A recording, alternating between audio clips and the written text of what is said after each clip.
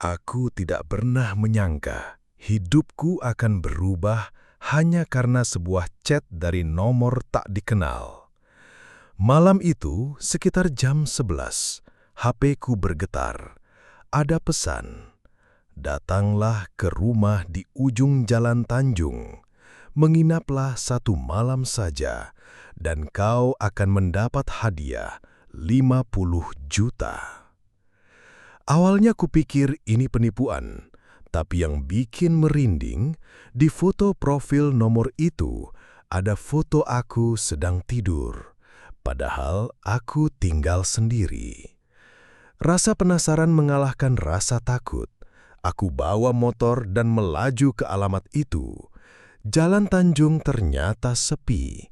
Hanya ada satu rumah tua besar dengan cat terkelupas dan jendela terbuka seperti mulut yang menganga. Begitu masuk, pintu tertutup sendiri. Bau anyir langsung menyeruak seperti darah yang sudah basi. Di ruang tamu, ada sofa lusuh dan sebuah TV tabung menyala menampilkan siaran langsung dari kamera yang mengarah ke aku. "Selamat datang." Suara berat itu datang entah dari mana. Aku mencari sumber suara, tapi yang kutemukan di lantai adalah undangan pernikahan. Nama mempelainya membuat darahku membeku. Aku sendiri. Di bawah namaku tertulis, "Mempelai pria, dirimu sendiri setelah meninggal." Tiba-tiba TV menampilkan gambar jam dinding yang jarumnya bergerak mundur. Dari arah tangga terdengar langkah kaki, tapi langkahnya mundur seperti orang berjalan terbalik. Sampai akhirnya aku melihat sesuatu itu di tangga. Tubuh manusia tanpa wajah memegang kunci pintu keluar. Dan di belakangnya, bayangan lain mulai merangkak di dinding, mendekat ke arahku. Lalu, layar TV mendadak hitam. Tulisan merah muncul. "Sisa waktumu 9 malam lagi." Setelah tulisan di TV itu menghilang, rumah menjadi sunyi, terlalu sunyi. Bahkan detak jantungku sendiri terasa terlalu keras. Aku mencoba membuka pintu depan, tapi ternyata gagangnya berubah menjadi tangan manusia yang memegang erat tanganku.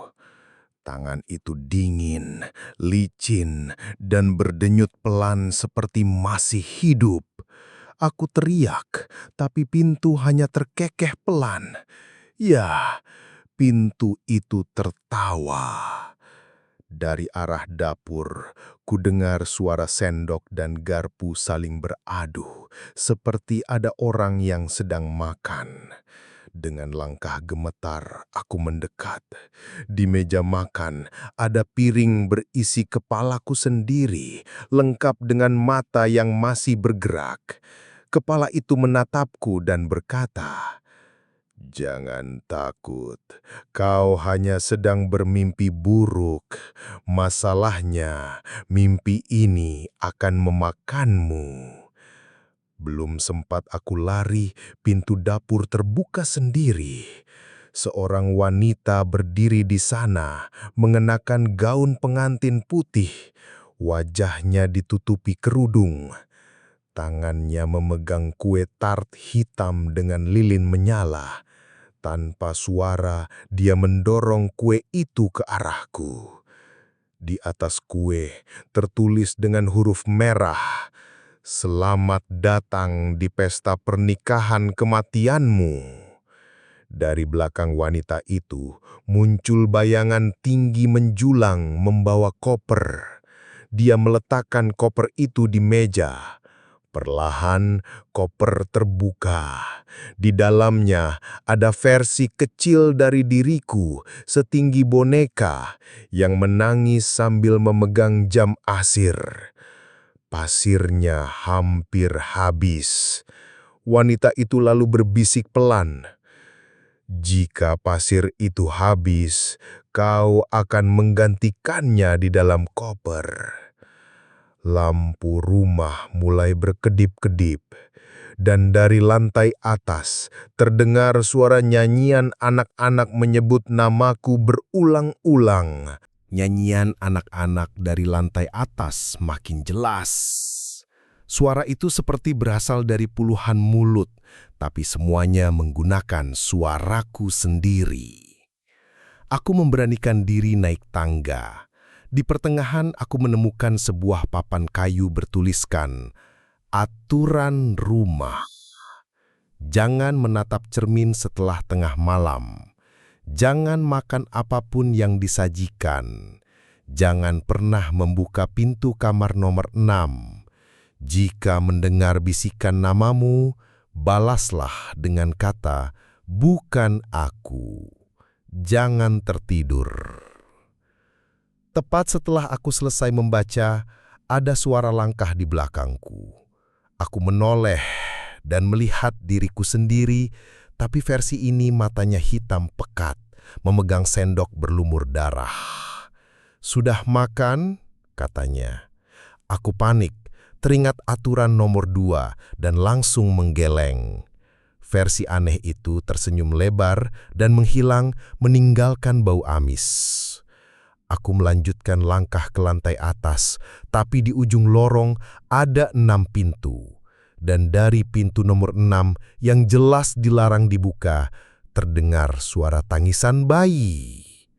Rasa penasaran mengalahkan ketakutan. Aku memegang gagang pintu itu. Tiba-tiba, seluruh rumah bergetar, lampu padam, dan terdengar teriakan dari bawah. "Jangan buka itu, dia akan keluar."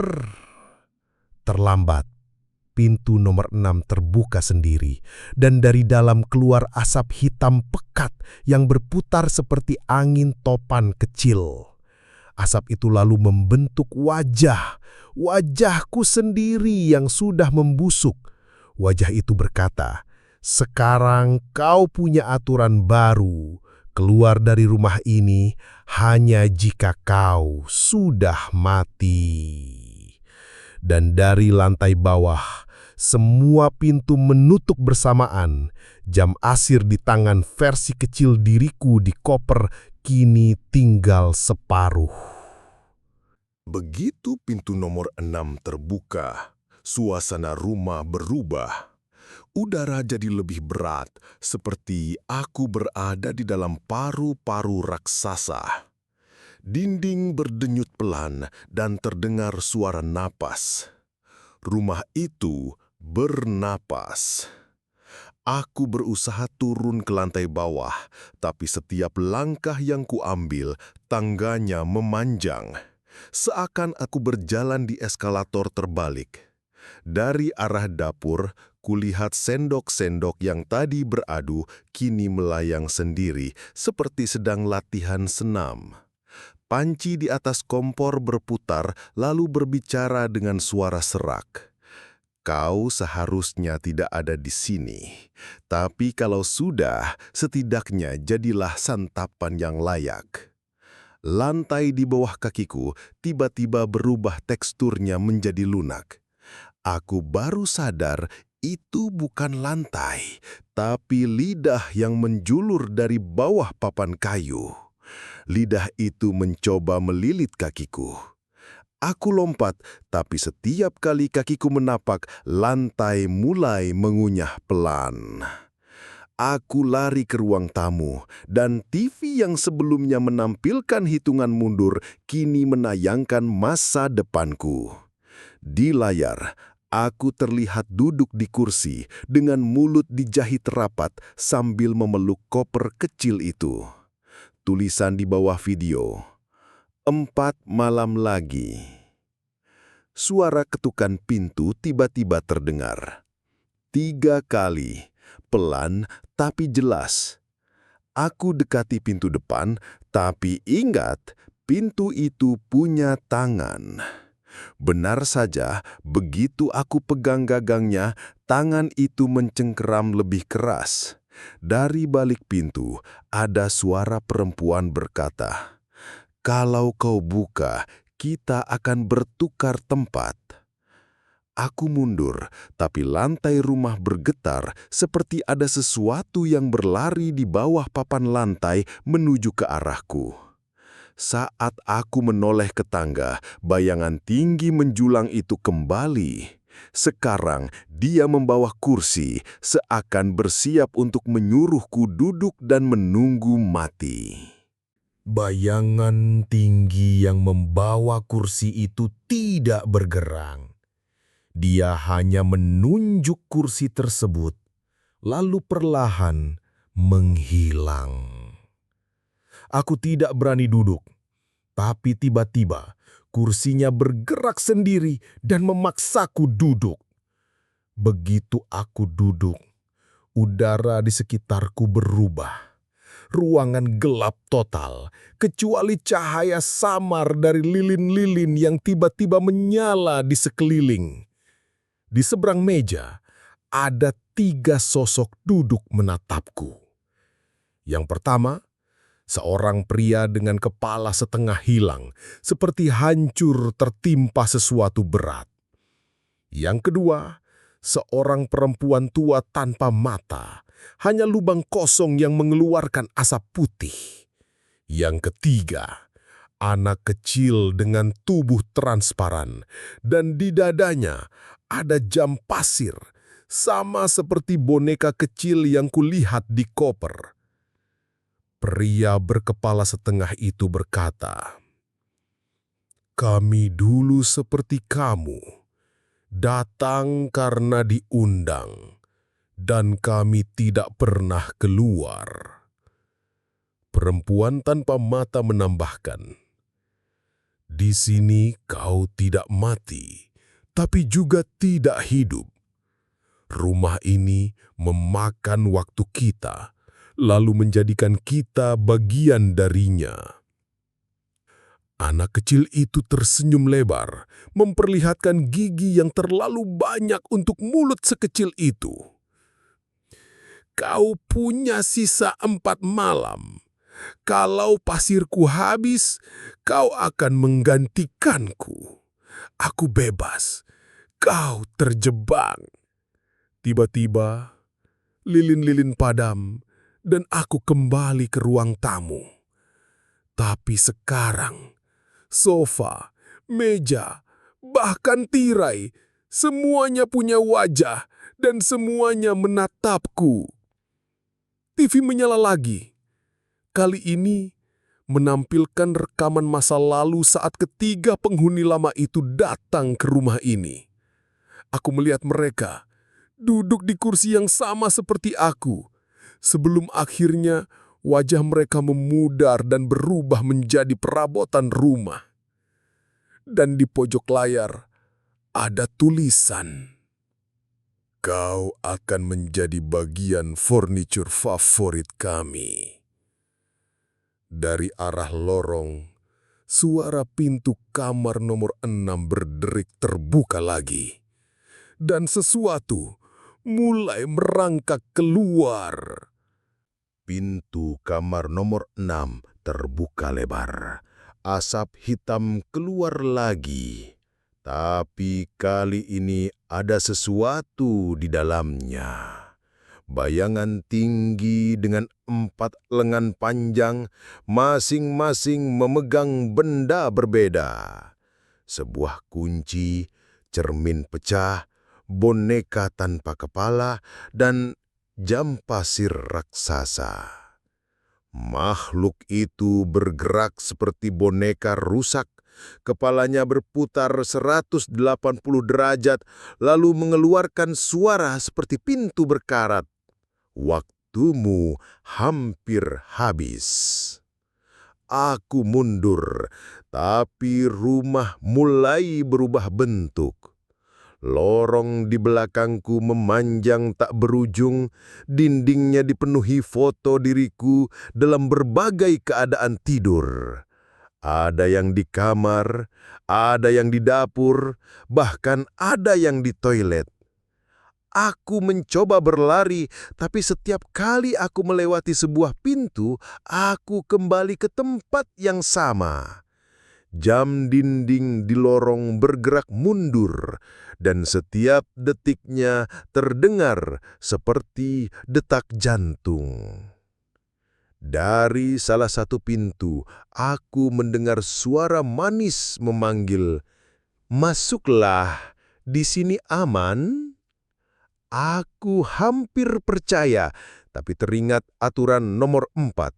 Jika mendengar bisikan namamu, balas dengan kata, "Bukan aku." Aku ucapkan itu pelan. Pintu langsung berubah menjadi mulut besar, mengatup keras hampir memakan kepalaku. Makhluk dari kamar nomor 6 kini semakin dekat. Keempat lengannya bergerak bersamaan, mengayunkan benda-benda itu ke arahku. Cermin pecah di tangannya tiba-tiba menunjukkan bayangan masa depanku. Aku duduk di dalam koper, memeluk diriku sendiri yang lebih kecil. Aku lari, tapi lorong ini seperti tak berujung. Di kejauhan, aku melihat sosok-sosok penghuni lama rumah ini melambaikan tangan seolah mengajakku ikut bersama mereka. Tiba-tiba, lorong runtuh, lantai hilang di bawah kakiku, dan aku terjatuh ke kegelapan. Saat aku membuka mata, aku sudah berada di ruang makan. Di depanku ada jam pasir di atas meja. Pasirnya tinggal 3 malam. Dari langit-langit, suara berbisik. Malam besok, dia akan mengetuk pintumu. Malam itu, rumah terasa lebih dingin dari biasanya. Jam pasir di meja terus menipis, dan setiap butir pasir yang jatuh membuat lampu berkedip. Tepat jam 3 pagi. Tok, tok, tok. 3 ketukan keras menggema dari pintu depan. Pintu itu, yang dulu punya gagang berbentuk tangan, kini benar-benar berubah menjadi tangan manusia penuh dari bahu sampai jemari. Dan tangan itu gemetar ketakutan. Ketukan datang lagi, kali ini lebih pelan. Tapi setiap ketukan membuat lantai di bawahku retak. Aku menahan napas, berharap suara itu berhenti. Tapi kemudian, sesuatu dari luar mulai berbicara. "Aku di sini untuk menggantikanmu. Buka dan kau bebas." Suara itu adalah suara ibuku. Masalahnya, ibuku sudah meninggal 5 tahun lalu. Aku mendekat, tapi aturan nomor 1 terlintas di kepalaku. Jangan menatap cermin setelah tengah malam. Aku melirik ke kaca kecil di dekat pintu dan hampir pingsan. Refleksi di kaca bukan diriku, tapi tubuhku yang kurus kering, kulit mengelupas, dan mata kosong. Dan di belakangku berdiri sosok tinggi dari kamar nomor 6. Tersenyum sambil menunjuk ke pintu. Ketukan berubah menjadi garukan yang memanjang, seakan kuku yang sangat panjang sedang menyeret kayu. Suara dari luar kini berganti-ganti, kadang suara ibuku, kadang suara anak kecil, kadang suara aku sendiri. Pintu mulai bergetar, lalu retak kecil muncul di kayunya. Dari celah itu, terlihat mata kuning menyala memandang langsung ke arahku. Tiba-tiba, semua perabot rumah mulai berteriak bersamaan. "Jangan buka! Dia bukan untukmu!" Aku mundur, tapi celah di pintu semakin melebar. Dari dalam celah itu keluar tangan, bukan tangan manusia, melainkan tangan dengan sendi terbalik. kuku sepanjang pisau. Tangan itu mencoba meraih wajahku. Dan tepat sebelum menyentuhku, ketukan berhenti. Rumah menjadi hening lagi. Jam pasir kini menunjukkan 2 malam tersisa. Dari tangga, suara anak kecil tertawa pelan. Besok, pintunya akan terbuka sendiri. Malam itu terasa seperti napas terakhir sebelum tenggelam. Jam pasir di meja kini hanya menyisakan 2 malam. Dan tepat jam 3 pagi, tanpa ketukan, tanpa suara, pintu depan terbuka sendiri. Udara dingin menusuk masuk, disertai kabut tebal yang merayap di lantai. Pintu yang dulu punya tangan, kini tidak lagi memiliki gagang. Seolah-olah rumah itu membuangnya agar tak bisa ditutup lagi. Dari balik kabut, muncul siluet tinggi dan kurus. Kakinya panjang tidak wajar, dan setiap langkahnya menghasilkan suara kerak seperti tulang patah. Kepalanya miring ke samping, matanya 2 lubang hitam, dan di tangannya tergenggam tali yang ujungnya mengikat 3 kepala manusia, masih berbisik-bisik pelan. Aku mundur. Makhluk itu berhenti di ambang pintu, lalu dengan suara yang terlalu banyak untuk satu mulut berkata, "Malam ini kita bermain. Kau lari, aku berburu." Rumah tiba-tiba berubah bentuk lagi. Lorong-lorong memanjang, tangga bercabang-cabang, dan pintu-pintu muncul di tempat yang sebelumnya hanya dinding. Dari setiap pintu keluar sosok-sosok kecil seperti anak-anak, tapi wajah mereka seperti topeng kayu yang retak, memegang lonceng kecil. Setiap lonceng berbunyi, makhluk tinggi itu tahu di mana aku berada. Aku mencoba bersembunyi di bawah meja, tapi meja itu mulai berbisik. Dia di sini, dia di sini. Makhluk itu masuk ke ruang makan, kepalanya berputar 360 derajat sambil mengendus udara seperti hewan. Tiba-tiba, salah satu kepala yang tergantung di talinya membuka mata dan berteriak, "Tangkap dia!" Aku lari, menembus lorong yang semakin gelap. Tapi di ujung lorong, aku malah bertemu dengan diri sendiri. Versi masa depanku dengan kulit pucat, bibir dijahit, dan mata kosong. Versi itu memegang jam pasir yang sama, pasirnya tinggal 1 malam. Di belakangku, langkah makhluk itu semakin dekat, dan sebelum aku bisa kabur, rumah tiba-tiba memadamkan semua cahaya. Suara terakhir yang kudengar hanyalah bisikan, "Besok malam, permainan berakhir." Jam pasir kini hanya menyisakan 1 malam. Setiap butir pasir yang jatuh membuat rumah bergetar, seperti detak jantung raksasa. Dari langit-langit, darah mulai menetes perlahan, membentuk kalimat di lantai. "Malam ini kau milik kami." Aku mendengar suara langkah dari segala arah. Di tangga, lorong, bahkan dari dalam dinding. Penghuni lama yang dulu ku kenal kini keluar dari persembunyian. Pria berkepala setengah, perempuan tanpa mata, anak kecil dengan tubuh transparan, semuanya bergerak serempak seperti dipandu satu pikiran. Mereka tidak menyerang, mereka menggiringku. Setiap kali aku mencoba berbalik arah, lorong tertutup, pintu hilang, atau lantai amblas ke kegelapan. Di ujung lorong, aku melihat pintu depan terbuka lebar. Aku lari sekuat tenaga. Tapi begitu aku menginjak ambang, kakiku terhenti.